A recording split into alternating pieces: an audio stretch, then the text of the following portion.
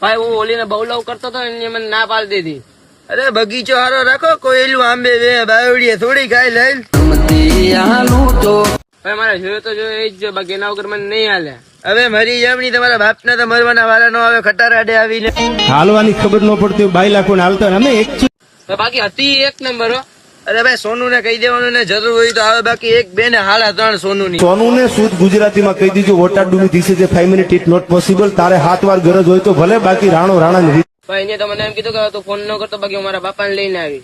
હવે એને ખાનદાન ને બોલાવજે, રહીશ ચોપડા તારા ભેગો હોય. ગુજરાતની હવામાં ચર્ચા છે અમારી.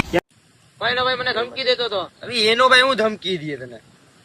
હલો, કેટલી જોડી હોય તારા પગની? એક. અરે બીજીની વ્યવસ્થા કરી લેજે, આ તો તારી ભાગી જ જાહે. આને ધમકી દીધી કેવાય. દબાઈ દેવાની અડી જવાની ધમકીઓ પડી વેટિંગ.